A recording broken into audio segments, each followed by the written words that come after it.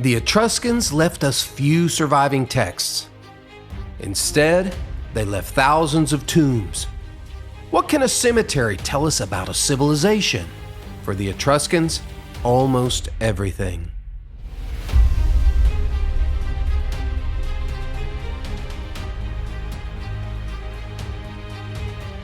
Their houses have vanished. Their temples survive mostly as foundations and fragments, but their tombs preserve how they celebrated, worshipped, dressed, gathered, and imagined eternity. Many survive because they were carved into tufa, a soft volcanic rock, and protected beneath the earth, while houses and temples built from less durable materials disappeared. Like many ancient Mediterranean peoples, the Etruscans buried their dead outside the city for space and sanitation, but also to mark a sacred boundary between the living and the dead. They built more than graves. They built necropolises, cities of the dead, with streets, paths, and family tombs that echoed the cities of the living. At Cerveteri, the Banditaccia necropolis contains thousands of tombs built over centuries and covers nearly 500 acres. Many early family tombs lay beneath great circular mounds called tumuli and were reused for generations, preserving the memory and status of an entire lineage. The idea of the tomb as a home had even earlier roots. Villanovan communities sometimes cremated their dead and placed the ashes in urns shaped like houses. Later, Etruscans practiced both cremation and burial, placing remains in urns, on burial beds, or inside sarcophagi. The comparison with ancient Egypt is hard to miss. Like the Egyptians, the Etruscans saw death as a transition and furnished tombs with objects the dead might need or enjoy. But Etruscan art placed unusual emphasis on the pleasures of life. Banquets, music, dancing, hunting, fishing, family, and companionship. Step inside one of the great chamber tombs, and the world changes. You are no longer inside a grave. You are inside a house. Rooms are carefully arranged. Stone benches resemble beds. Doorways divide chambers. Ceilings imitate wooden beams. Some tombs even preserve the floor plans of Etruscan homes, giving us rare evidence of domestic architecture that has otherwise vanished. At Cerveteri, the late 4th century BCE Tomb of the Reliefs makes the illusion almost complete. Sculpted shields, helmets, weapons, ropes, tools, cups, and cooking utensils seem to hang where their owners left them. Along with real grave goods, jewelry, mirrors, pottery, furniture, and bronze vessels, they expressed wealth, identity, belief, and the hope that household life continued after death. Some finds are surprisingly personal. Beginning in the 7th century BCE, Etruscan craftspeople made some of the earliest known dental bridges. Thin gold bands held human or animal teeth in place. Found mainly in the tombs of elite women, these bridges may have been both practical and cosmetic. Painted tombs reveal the life the Etruscans hoped would continue. Only about 200 of Tarquinia's 6,000 graves were painted, and most belonged to wealthy families. The tomb of hunting and fishing opens onto another world. Birds rise into the sky, fishermen cast nets into the sea, hunters pursue game. A young man dives from a cliff into the water below. It's among the earliest surviving landscape paintings in Western art. Rather than seal the dead in darkness, the artist opened the tomb to light, movement, air, and water. Other tombs celebrate the pleasures of gathering together. In the tomb of the leopards and the tomb of the triclinium, men and women feast together while musicians play, dancers move, and servants prepare food and wine. These are more than parties. Banquets strengthen family ties, marked religious festivals, honored the dead, displayed prosperity, and embodied the good life the Etruscans hoped would continue beyond death. But one feature of these banquet scenes unsettled Greek and Roman observers. Women reclined beside men at banquets.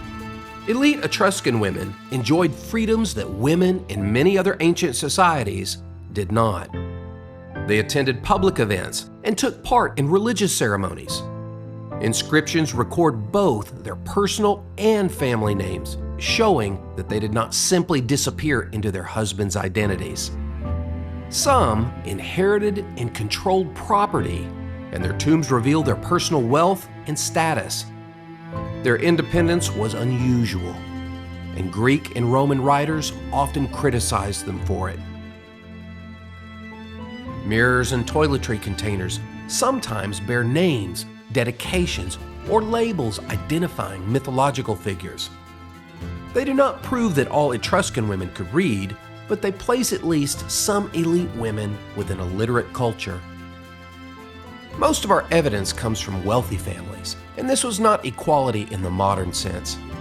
Even so, elite Etruscan women appear to have enjoyed greater public visibility and legal recognition than women in many Greek and Roman communities. Outsiders turned that visibility into scandal. The Greek historian Theopompus accused Etruscan women of drinking with men, exercising publicly, and behaving promiscuously. His lurid account survives only through a later quotation and reveals as much about Greek expectations as it does about Etruscan life. Roman tradition gave that fear its darkest form in the story of Tullia, a woman tied to Rome's Etruscan royal house. According to later writers, Tullia urged her husband, Tarquinius Superbus, to overthrow her father, Servius Tullius, the sixth king of Rome. After his murder, she found his body lying in the street. When her driver hesitated, she ordered him onward, and the chariot drove over her father's corpse.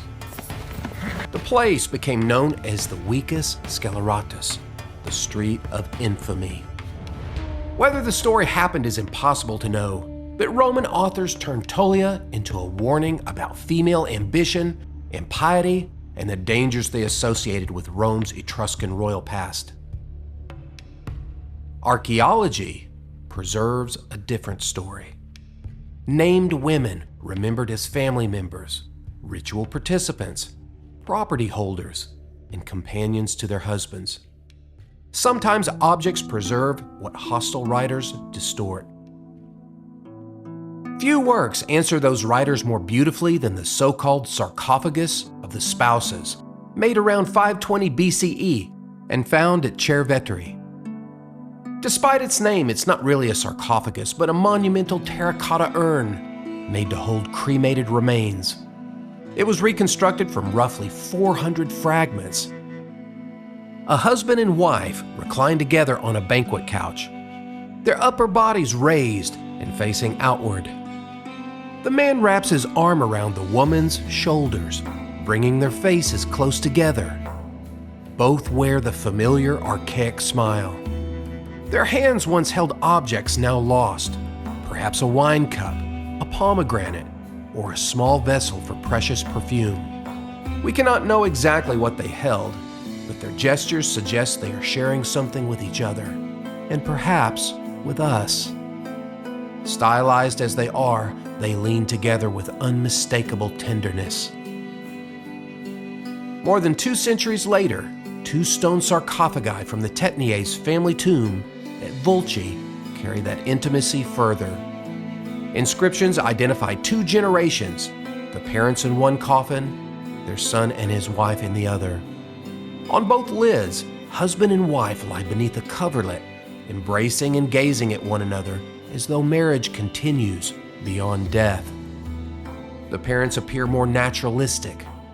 The younger couple appears more idealized and Greek-influenced, especially in the man's carefully arranged beard and the woman's hairstyle. Their physical intimacy, even their nudity beneath the covers, is exceptional in Etruscan art. By the 4th century BCE, Etruscan funerary art had become more somber. Vanth, a winged female figure carrying a torch, appears as a guide or attendant of the dead. Karun, grotesque and hammer-bearing, may escort, guard, threaten, or punish. His precise role remains uncertain, and he was not simply the Greek ferryman Charon under another name.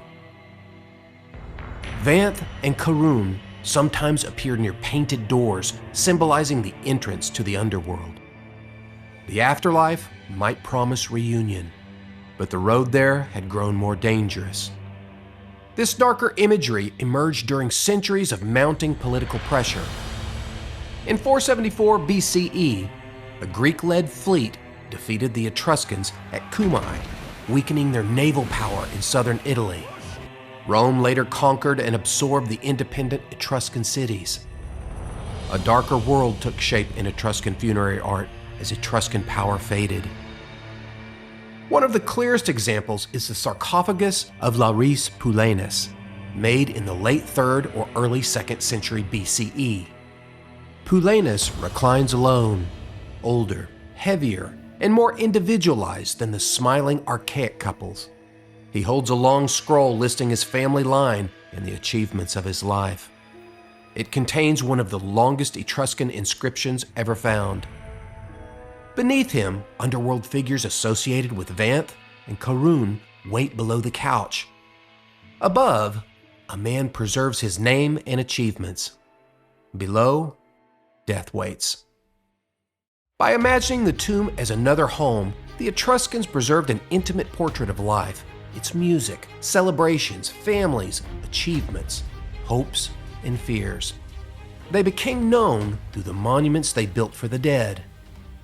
And through those monuments, they still live. In our next episode, we will leave the cities of the dead and return to the world of the living, where the Etruscans helped shape a small neighboring city that would one day rule the Mediterranean, Rome.